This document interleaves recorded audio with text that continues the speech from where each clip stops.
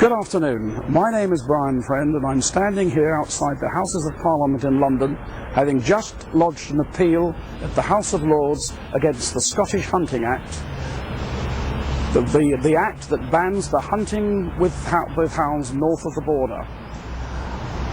Over 2-3 years ago, from my home in Scotland, I rent a cottage in Kelso, I challenged that act in the inner and outer houses of the Court of Session. I sought a judicial review because I believe passionately that that legislation, the same as the legislation south of the border, has got nothing to do with animal welfare. It was done as an attack on a group of people that MSPs and several MPs south of the border and other groups chose to dislike.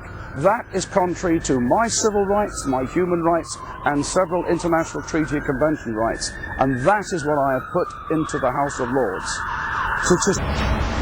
I challenge this act as contravening, as incompatible with Article 8, Article 9, Article 10, Article 11, Article 14, Article 17 and Article 53 of the Convention of Human Rights. Some of those articles are in the Human Rights Act. Article 8 is the right to a private life. The lifestyle, my hunting lifestyle, is my way of life. It is a private life. The lifestyle of a gypsy is protected under that act, under that article. Why is not mine? Article 9 is the freedom of conscience. I'm allowed to exercise my conscience. This is obvious. People are allowed to kill meat in other ways, shoot animals in other ways, and conflict all sorts of on other animals, exercising their right of conscience. I believe I should have that right too, and it is not, it's restricted to a religious belief. Article 10 is a freedom of expression. I say that the cultural life that I enjoy within my hunting is an act of expression. Again, that is not confined to books and films and artistic subjects. Article 11 is the right of assembly, and that clearly, if I can't assemble to do what I have a right to do, that article has been breached. And it's clear that in France, in Strasbourg, in a case from France, Chassagne, they decided that, and it was to do with hunting, that if you can assemble, as they say we can, but you're not allowed to do what you set out to do, your right of assembly has been breached. Article 14 is discrimination.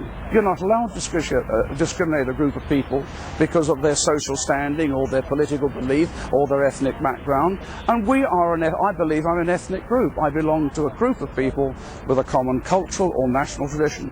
That is the definition of ethnicity. And no judge has been able to tell me why I do not fit the criteria that is laid down in law for ethnicity. Article 17 of the Convention is a great one. That stops anybody using their convention rights to take away other people's convention rights. Well, it's a convention right for members of Parliament to be members of Parliament under Article 1 Protocol, the Article 3 of Protocol 1. Well, they cannot use that power in Parliament for an improper motive. I've challenged that, and with the Human Rights Act, it's a runner. Article 53, which is not part of the human rights, but it is part of the Convention, is that you cannot make an article or new law that takes away existing domestic and convention rights and other treaty rights. So that one actually cannot be heard in the House of Lords. Know that. That will have to go to Strasbourg. But it has to go to the Lords first. But the other reason that I'm here before the court is with this government, over the years, has signed dozens of treaties, and they're ratified by Parliament. These treaties give us rights, and recent House of Lords judgments say that these rights, if they match the common law, apply whether they're put into the law or not. And the one that immediately comes to mind is Article 8J of the Rio Convention on Biodiversity. That is the encouragement of traditional lifestyles and practices. In other words, the Indians in the indigenous peoples of New Guinea and everywhere else in the world must have their lifestyle protected. I say mine too. There's Article 7 of the final declaration of 1970, the Helsinki Conference on Security and Cooperation, which again, I have the right to promote my cultural and civil rights. And there's the actual Principle 22 of another Rio Declaration on Environmental Development, where you must give support to the traditional practices and culture identity of indigenous peoples. I believe, and I've argued this in court, and no judge has told me that why it doesn't apply, that this applies to me. And there's also another United Nations International Covenant on Economic, Social and Cultural Rights.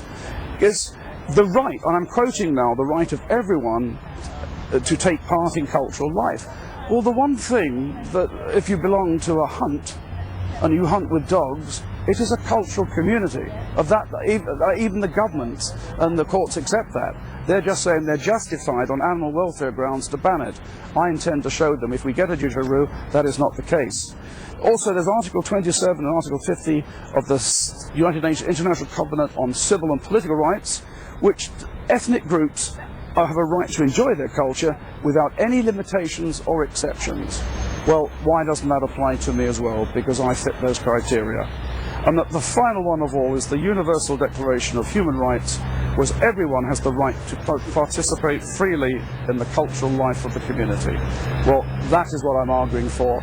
I'm arguing for a judicial review where we could get an impartial examination by judges of the so-called evidence that caused the Scottish Parliament to ban hunting with dogs.